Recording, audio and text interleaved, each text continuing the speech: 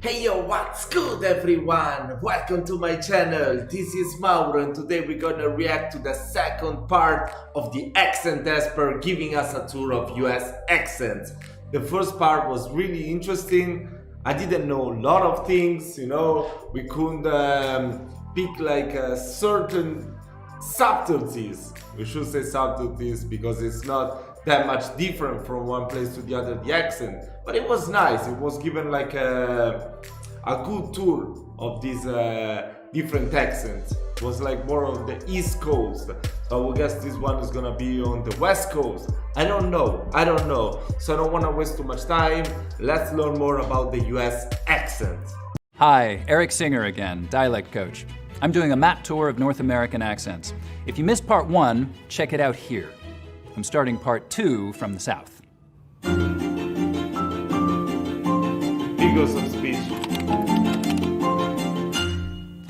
Picking up where we left off, we were talking about rhotic accents, where the R sound is always pronounced in the Piney Woods belt. But down in the southern part of Louisiana, it is one of the few areas that's still pretty reliably non-rhotic. Even though many historically non-rhotic areas of the South have gotten their R's back, this one's hanging on. This is also one of the places in the South, the Appalachians and the Ozarks, or a few of the others, some parts of Texas, where you still hear a wh sound, in words like which, what, where. You also get F, final TH sounds here, as in both, bath. Something I think is really interesting. I never actually learned how to do the TH sound. It's so difficult. I never know how to pronounce this. Like, I don't know, sometimes they will say like both, bath, or sometimes like both, bath. I don't know. I never understood how you should pronounce that. It's so difficult. Interesting is that there used to be a non-rhotic pronunciation of nice words in the South. So words like nice, early, work, used by black and white Southerners alike, that was a kind of a diphthong. Nice. It's actually pretty similar to that old-fashioned New York City 33rd Street vowel sound. You can still hear it in some African-American speakers in Louisiana today, though it's mostly gone otherwise. Before moving on, let's circle back to Florida so Megan can tell us about the Cuban Spanish influence in Miami. Hello again. This time I'm in Miami. The Latinx population in the US is 18.5% of the population. But within that, we're a very diverse group of people. Before we get into Miami English, I just want to make it clear that not every speaker of Miami English is Latinx. Not every Latinx person in Miami speaks Miami English. And the same goes for New York Latino English. And the same will go for Chicano English in the Southwest when we get there. Chicano? We are not a monolith. And these are other varieties that we speak. And that's because these varieties are influenced by different Spanishes. So just like the English-speaking world has different varieties, so does the Spanish-speaking world. There's so many different varieties of Spanish. There's Mexican Spanish, there's Cuban Spanish, there's Puerto Rican Spanish, there's Dominican Spanish, there's all these other Spanishes. Yeah. But Puerto Rican is pretty similar to Canarian Spanish. But the funny thing about the Puerto Rican Spanish is that most of the time they will pronounce the R like L, like Chinese do. When they cannot pronounce the R sound, they will pronounce instead the L sound. Many Puerto Rican do that. Never understood why, but yeah, that was a main component that I noticed. I was like, why are they talking like this? It's just cultural. But not everyone I think they will do that, but most of them, especially when they speak fast. There are all these varieties and they all have different features and we just don't have time to get into that. Yeah. Miami English is influenced by Cuban Spanish. Like, take a look at this map. Cuba is very close to Miami. One remarkable feature of Miami English is the dark L. If you recall from New York, the dark L is in words like pull and ball. In Miami English, you'll hear that dark L in places where you wouldn't hear it in other varieties. Listen to the L in this native speaker clip. That's what I love about our language, and about Miami. Okay, back to Eric. Thank you, Megan. Okay, back to Louisiana. So there's a well-known New Orleans accent that sounds similar to New York accents in some ways. It's called yat, which comes from the phrase where yat, which means how are you? It's so similar to New York accents in some ways, it's a bit of a mystery. Even some really weird little things like bad and back not having the same vowel sound. I got a bad back. New Orleans had a similar mix of immigration to New York in the 19th century, but also very close shipping ties to New York City. So contact is likely part of the explanation too. Of course, we can't leave Louisiana without talking about Cajun. The Cajuns were a French-speaking people who originally came down to Louisiana from Nova Scotia. Now, some still speak Cajun French, but you can hear the influence French had on Cajun accents in English in the rhythm and the melody, the way there's a tendency to stress the final word or syllable in a phrase, and also in the way final consonant sounds can get assimilated, sort of slooped up into the sound before them, so that ham could just be ham, rent could just be rent, hand the rent there. So continuing west to Texas, now one thing that sets a lot of Texans apart from other Southerners is that there's a lot less goose fronting. So the tongue stays further back through that whole vowel sound instead of coming forwards. So if I go from, say, somewhere in the Carolinas and head west and talk about blue moons and soup spoons, I'll start off with very fronted goose vowels, blue moons and soup spoons, but they'll get less and less fronted the further west I go. Blue moons and soup spoons, blue moons and soup spoons. When I cross the Mississippi, I don't have very fronted goose vowels anymore, but by the time I'm in Texas, blue moons and soup spoons, it's not coming forward hardly at all now. Now, one thing that separates the eastern part... So crazy how we can emulate every accent so perfectly. That's an insane skill. Part of the state, you're gonna be so smart to do that. Is how far the price smoothing goes. Remember when we talked about how Piney Woods belt accents have full-on price smoothing, so it affects ride and write, live and life? We'll see that kind of full-on version in western and central Texas. All those words are smoothed out just like that. But in the eastern part, it's only on words like high, ride, and live. Words like right and life will have a diphthong. Why is it this way? Well, again, because of the history of settlement patterns. The white people who settled in the western part, in the Great Plains part of Texas, the western and central parts, mostly came from Tennessee and the Appalachians, full price smoothing areas. As we head up into Oklahoma, I'm going to turn it over to Kalina Newmark again. Hello again. Oklahoma is a home to nearly 40 Native American nations, including the Cherokee and the Comanche. Before jumping into the local Native American dialect features here in Oklahoma, I'm going to share a little bit about the history of Native American English. Native American English is also known as the res accent or reservation accent. It occurs in First Nations and Native American communities across the United States and Canada, regardless of whether or not a heritage language is spoken. Native American English is often identifiable because of its prosody. Sometimes it's described as monotone, other times it's described as sing-songy. Within Oklahoma, community members describe Native American English both ways, and that makes sense. There are different varieties within the state. In western Oklahoma, the Anadarko accent has been described as monotone. Contrast that with Cherokee English in eastern Oklahoma, which is more sing-songy. Sometimes we can forget where we come from, you know what? With that, let's go back to Eric on the map tour. Thank you, Kalina.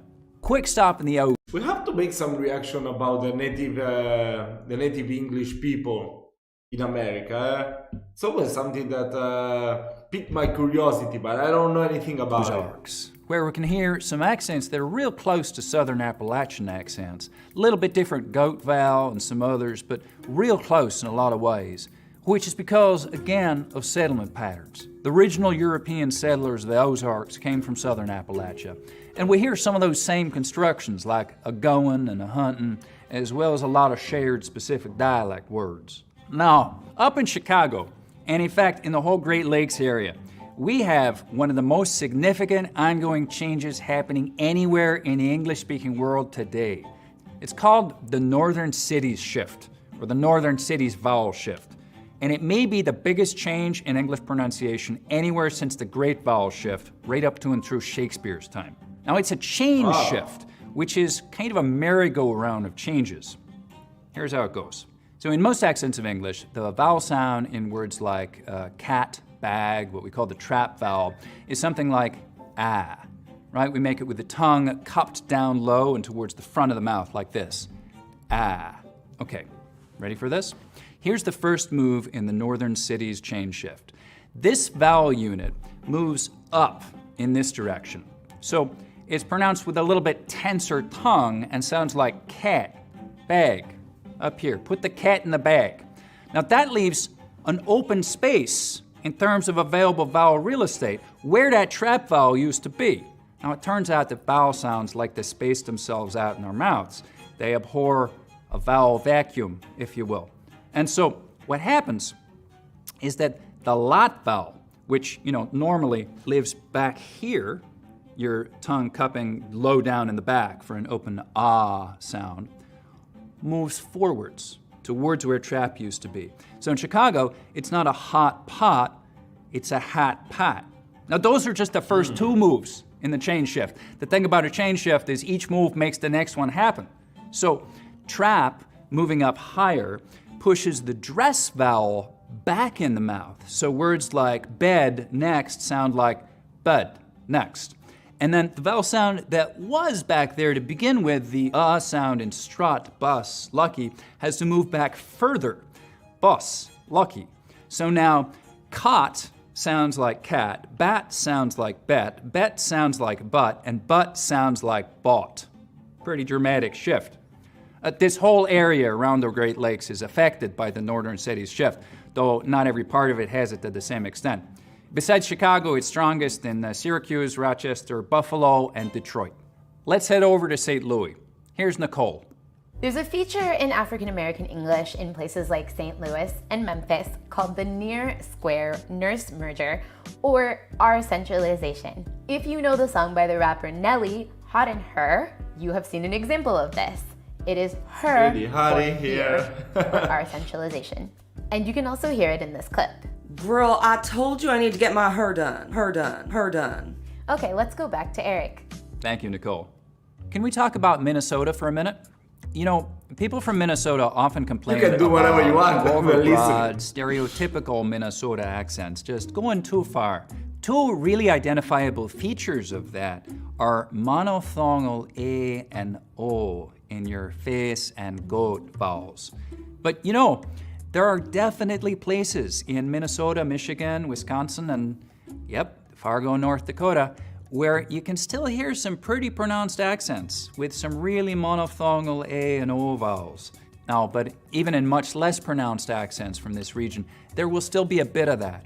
You'll also still get this fairly closed oral posture, so there's a contrast between lips that are pretty mobile and move around a lot and a jaw that stays pretty fixed in place. Now let's stop over in the Dakotas and I'll hand it off to Kalina. Hi again from the traditional homelands of the Lakota, Dakota, and Nakota peoples. Continuing on our conversation of Native American English, I'm going to talk about two shared features. One, timing and rhythm, and two, intonation and pitch.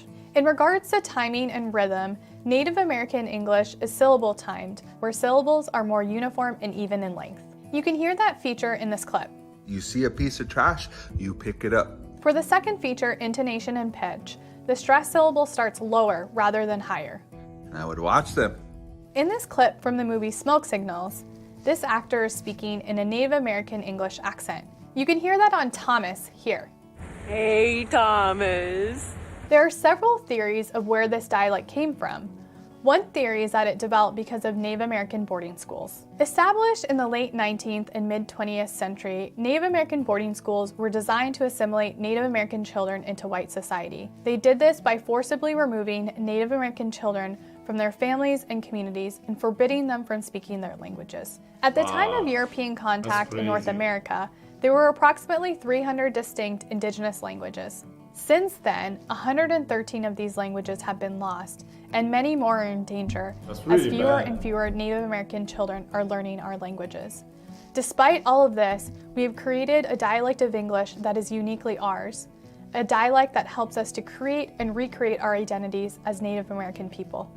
Let's go back to Eric for the next stop on the map tour. Thank you, Kalina.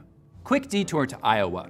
So remember that on line that runs through New Jersey, where above it most people say on, rhymes with dawn, and south of it most people say on, rhymes with dawn. And it runs right along a really major dialect boundary between the north, linguistically speaking, and the Midlands. And it runs through all of these states and through Iowa too. Now, people don't necessarily think of Iowa having a lot of dialect variety, but here's a major division right here. So Sioux City and Cedar Rapids are above the on line, so most people in those places say on. and Des Moines is below it, so most people there will say on. All right, so heading west now, over towards the Rockies. You know, one of the things we start to hear in the Mountain West generally is ing endings pronounced as een, so playing, going, singing, the whole western part of the country. So these 11 states is usually considered one big dialect area. Now that's not to say that there aren't any differences, of course there are, but broadly speaking it's one area with a lot of common features. There just hasn't been enough time for really distinctive features to develop over here. Here's something interesting in some Utah accents though. Some front vowels get lowered before L sounds. So we get milk, for instance. The word sail might sound like sell. Is this milk on sell? No. You'll also hear mount in and butt in, mountain and button a lot in Utah, especially among younger speakers with just a pure glottal stop for that T sound in the middle of the word. It's not the only place in the US that does that, not at all. But apart from some California speakers, it seems to be the only place in the West where you hear those pronunciations. We're gonna end this segment here. Please join us for part 3, where we'll pick up in sunny Southern California.